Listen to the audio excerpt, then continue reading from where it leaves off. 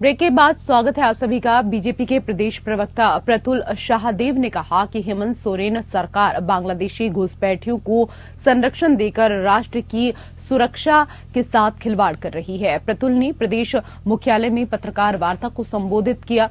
प्रतुल ने कहा कि विदेशी घुसपैठियों को गिरफ्तार करने और बाहर करने की जिम्मेदारी राज्य सरकार को दी गई है। इसके बावजूद भी राज्य सरकार इस पूरे मुद्दे पर कुंडली मारकर बैठी हुई है, क्योंकि इन घुसपैठियों को वो वोट बैंक के रूप में प्रयोग कर रही है। प्रतुल ने कहा कि घुसपैठियों का फर्जी आधार कार्ड को भी रद्द करने का अधिकार राज्य सरकार के पास गृह मंत्रालय ने 2019 में ही स्टैंडर्ड ऑपरेटिंग प्रोसीजर बनाकर दे दिया था, जिससे ये इन फर्जी आधार कार्ड को रद्द कर सकते हैं। राज्य सरकार केंद्र पर दोषारोपण करती थी, लेकिन अब तो ये स्पष्ट है कि आधार कार्ड रद्द करने और इन घुसपैठियों को बाहर करने की जिम्मेदारी पूर्णतः राज्य सरकार की है। उन्होंने कहा कि राज्य सरकार पुलिस के कार्यों में और जवाबों में भी हस्तक्षेप कर रही है, जो दुर्भाग्यपूर्ण है। प्रतुल ने कहा कि एक तरफ राज्य सरकार के इशारे पर कई जिलों की पुलिस घुसपैठियों की उपस्थिति से न सिर्फ इनकार कर रही है, बल्कि घुसपैठ रोकने के लिए बड़े बड़े कदम उठाने की बात कर रही है। सरकार ने इस मुद्दे पे कदम भी उठाया था और हम लोगों ने साहेबगंज और पाकुड़ जिले में एनआरसी की रूपरेखा बनाकर स्पेशल ब्रांच के एसपी को भेजा भी था असम में कि एनआरसी का क्या प्रारूप होता है कि हम इन 2 जिलों से एनआरसी को चालू करें। लेकिन यह सरकार कहा ना हमने कि बांग्लादेशी मुसलमान तो इस सरकार में दमाद की हैसियत में है। झारखंडी मुसलमान भले सौतेले बेटे हो सकते हैं इन सरकार के, लेकिन इन बांग्लादेशी और रोहिंग्या मुसलमानों को ये सरकार विशेष तरजीह देती है। उधर कोल इंडिया सीसीएल के 49वें स्थापना दिवस पर रांची दरभंगा हाउस में कार्यक्रम का आयोजन किया गया। इस दौरान सीसीएल प्रबंधन के द्वारा 100 से अधिक कर्मचारियों और अधिकारियों को सम्मानित भी किया गया। सीसीएल के सीएमडी बी वीरा रेड्डी ने सीसीएल की बड़ी सफलता बताते हुए कहा कि पिछले साल की तुलना में सीसीएल अधिक कोयला उत्पादन कर चुकी है। पिछले वर्ष 76 मिलियन टन कोयला उत्पादन का लक्ष्य पूरा किया गया है। वहीं वित्तीय वर्ष में सीसीएल का लक्ष्य 84 मिलियन टन कोयला उत्पादन का है, लेकिन 90 मिलियन टन पार करने का अनुमान लगाया जा रहा है। वही है, मैं जस्ट अभी बताया था। चैलेंज ऐसा तो कोई नहीं, वी आर फॉर्चुनेट। रिजर्व्स तो है, बहुत रिजर्व्स है। कोकिंग कोल भी अवेलेबल है ये सीसीएल में। बीसीसीएल एंड सीसीएल में पूरा देश में यही 2 ही कंपनीज में है। एंड नॉर्थ करणपुरा में बहुत रिजर्व्स है। अभी 200 मिलियन टन का ऑलरेडी प्रोजेक्ट्स अप्रूव हो चुका है।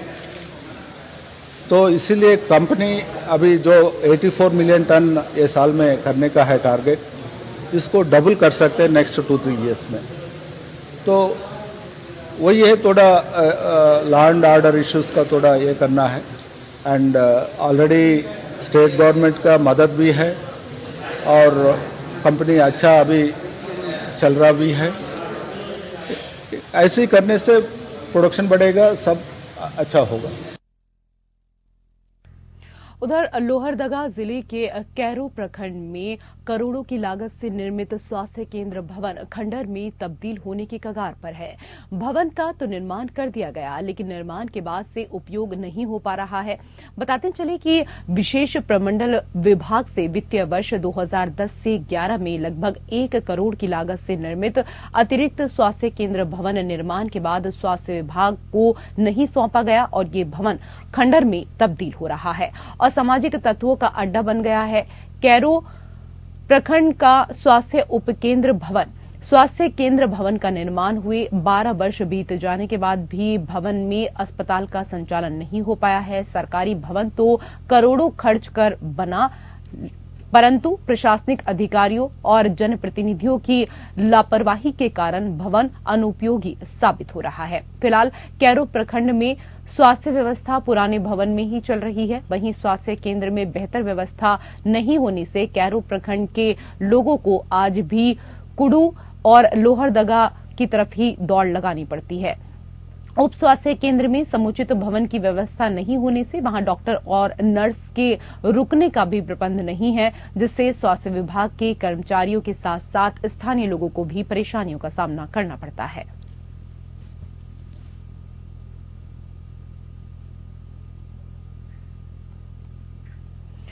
चंद्रशेखर दुर्गा पूजा समिति मेन रोड की ओर से श्री गुरु नानक देव के 554वें प्रकाश पर्व के मौके पर मिक्सर, बिस्किट, आइसक्रीम बांटी गई। भव्य दीवान सजाया गया।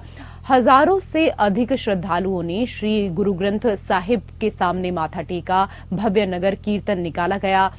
शुरुआत से पहले सुबह ही गुरुद्वारा साहिब से श्री गुरु ग्रंथ साहिब को पुष्प पालकी में विराजमान कर शब्द गायन करते हुए जीवेंद्र सिंह की अगुवाई में दीवान में सुशोभित किया गया।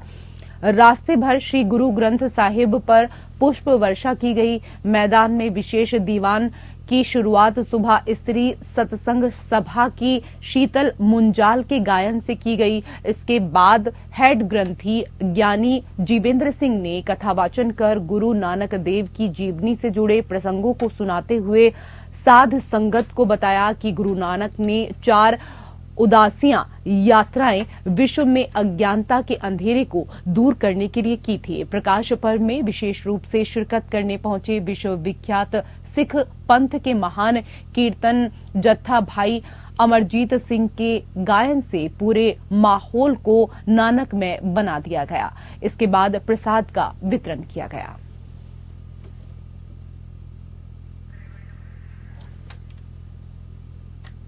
बीजेपी के प्रदेश प्रवक्ता प्रतुल शाहदेव ने कहा कि हेमंत सोरेन सरकार बांग्लादेशी घुसपैठियों को संरक्षण देकर राष्ट्र की सुरक्षा के साथ खिलवाड़ कर रही है। प्रतुल ने प्रदेश मुख्यालय में पत्रकार वार्ता को संबोधित किया। प्रतुल ने कहा कि विदेशी घुसपैठियों को गिरफ्तार करने और बाहर करने की जिम्मेदारी राज्य सरकार को दी गई है। इसके बावजूद भी राज्य सरकार इस पूरे मुद्दे पर कुंडली मारकर बैठी हुई है, क्योंकि इन घुसपैठियों को वो वोट बैंक के रूप में प्रयोग कर रही है। प्रतुल ने कहा कि घुसपैठियों का फर्जी आधार कार्ड को भी रद्द करने का अधिकार राज्य सरकार के पास गृह मंत्रालय ने 2019 में ही स्टैंडर्ड ऑपरेटिंग प्रोसीजर बनाकर दे दिया था, जिससे ये इन फर्जी आधार कार्ड को रद्द कर सकते हैं। राज्य सरकार केंद्र पर दोषारोपण करती थी, लेकिन अब तो ये स्पष्ट है कि आधार कार्ड रद्द करने और इन घुसपैठियों को बाहर करने की जिम्मेदारी पूर्णतः राज्य सरकार की है। उन्होंने कहा कि राज्य सरकार पुलिस के कार्यों में और जवाबों में भी हस्तक्षेप कर रही है, जो दुर्भाग्यपूर्ण है। प्रतुल ने कहा कि एक तरफ राज्य सरकार के इशारे पर कई जिलों की पुलिस घुसपैठियों की उपस्थिति से न सिर्फ इनकार कर रही है, बल्कि घुसपैठ रोकने के लिए बड़े बड़े कदम उठाने की बात कर रही है। सरकार ने इस मुद्दे पे कदम भी उठाया था और हम लोगों ने साहिबगंज और पाकुड़ जिले में एनआरसी की रूपरेखा बनाकर स्पेशल ब्रांच के एसपी को भेजा भी था असम में कि एनआरसी का क्या प्रारूप होता है कि हम इन 2 जिलों से एनआरसी को चालू करें। लेकिन यह सरकार कहा ना हमने कि बांग्लादेशी मुसलमान तो इस सरकार में दमाद की हैसियत में है। झारखंडी मुसलमान भले सौतेले बेटे हो सकते हैं इन सरकार के, लेकिन इन बांग्लादेशी और रोहिंग्या मुसलमानों को ये सरकार विशेष तरजीह देती है। उधर कोल इंडिया सीसीएल के 49वें स्थापना दिवस पर रांची दरभंगा हाउस में कार्यक्रम का आयोजन किया गया। इस दौरान सीसीएल प्रबंधन के द्वारा 100 से अधिक कर्मचारियों और अधिकारियों को सम्मानित भी किया गया। सीसीएल के सीएमडी बी वीरा रेड्डी ने सीसीएल की बड़ी सफलता बताते हुए कहा कि पिछले साल की तुलना में सीसीएल अधिक कोयला उत्पादन कर चुकी है।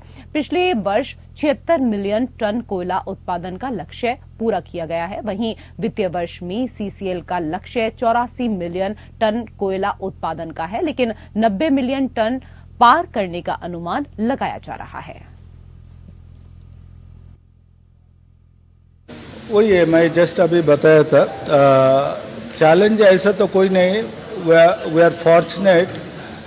रिजर्व्स तो है, बहुत रिजर्व्स है। कोकिंग कोल भी अवेलेबल है ये सीसीएल में। बीसीसीएल एंड सीसीएल में पूरा देश में यही 2 ही कंपनीज में है। एंड नॉर्थ करणपुरा में बहुत रिजर्व्स है। अभी 200 मिलियन टन का ऑलरेडी प्रोजेक्ट्स अप्रूव हो चुका है। तो इसीलिए कंपनी अभी जो 84 मिलियन टन ये साल में करने का है टारगेट, इसको डबल कर सकते हैं नेक्स्ट 2-3 ईयर्स में। तो वही है, थोड़ा लॉ एंड ऑर्डर इश्यूज़ का थोड़ा ये करना है। एंड ऑलरेडी स्टेट गवर्नमेंट का मदद भी है और कंपनी अच्छा अभी चल रहा भी है। ऐसे ही करने से प्रोडक्शन बढ़ेगा, सब अच्छा होगा। उधर लोहरदगा जिले के कैरो प्रखंड में करोड़ों की लागत से निर्मित स्वास्थ्य केंद्र भवन खंडहर में तब्दील होने की कगार पर है। भवन का तो निर्माण कर दिया गया, लेकिन निर्माण के बाद से उपयोग नहीं हो पा रहा है। बताते चले कि विशेष प्रमंडल विभाग से वित्तीय वर्ष 2010 से 11 में लगभग 1 करोड़ की लागत से निर्मित अतिरिक्त स्वास्थ्य केंद्र भवन निर्माण के बाद स्वास्थ्य विभाग को नहीं सौंपा गया और ये भवन खंडहर में तब्दील हो रहा है। असामाजिक तत्वों का अड्डा बन गया है। कैरो प्रखंड का स्वास्थ्य केंद्र भवन का निर्माण हुए 12 वर्ष बीत जाने के बाद भी भवन में अस्पताल का संचालन नहीं हो पाया है। सरकारी भवन तो करोड़ों खर्च कर बना, परंतु प्रशासनिक अधिकारियों और जनप्रतिनिधियों की लापरवाही के कारण भवन अनुपयोगी साबित हो रहा है। फिलहाल कैरो प्रखंड में स्वास्थ्य व्यवस्था पुराने भवन में ही चल रही है। वहीं स्वास्थ्य केंद्र में बेहतर व्यवस्था नहीं होने से कैरो प्रखंड के लोगों को आज भी कुडू और लोहरदगा की तरफ ही दौड़ लगानी पड़ती है। उप स्वास्थ्य केंद्र में समुचित भवन की व्यवस्था नहीं होने से वहां डॉक्टर और नर्स के रुकने का भी प्रबंध नहीं है, जिससे स्वास्थ्य विभाग के कर्मचारियों के साथ साथ स्थानीय लोगों को भी परेशानियों का सामना करना पड़ता है।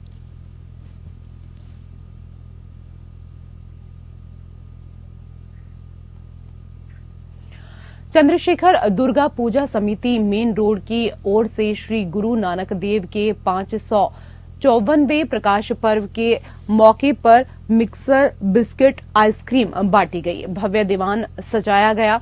हजारों से अधिक श्रद्धालुओं ने श्री गुरु ग्रंथ साहिब के सामने माथा टेका। भव्य नगर कीर्तन निकाला गया। शुरुआत से पहले सुबह ही गुरुद्वारा साहिब से श्री गुरु ग्रंथ साहिब को पुष्प पालकी में विराजमान कर शब्द गायन करते हुए जीवेंद्र सिंह की अगुवाई में दीवान में सुशोभित किया गया। रास्ते भर श्री गुरु ग्रंथ साहिब पर पुष्प वर्षा की गई। मैदान में विशेष दीवान की शुरुआत सुबह स्त्री सत्संग सभा की शीतल मुंजाल के गायन से की गई। इसके बाद हेड ग्रंथी ज्ञानी जीवेंद्र सिंह ने कथावाचन कर गुरु नानक देव की जीवनी से जुड़े प्रसंगों को सुनाते हुए साध संगत को बताया कि गुरु नानक ने 4 उदासियां यात्राएं विश्व में अज्ञानता के अंधेरे को दूर करने के लिए की थी। प्रकाश पर्व में विशेष रूप से शिरकत करने पहुंचे विश्व विख्यात सिख पंथ के महान कीर्तन जत्था भाई अमरजीत सिंह के गायन से पूरे माहौल को नानकमय बना दिया गया। इसके बाद प्रसाद का वितरण किया गया।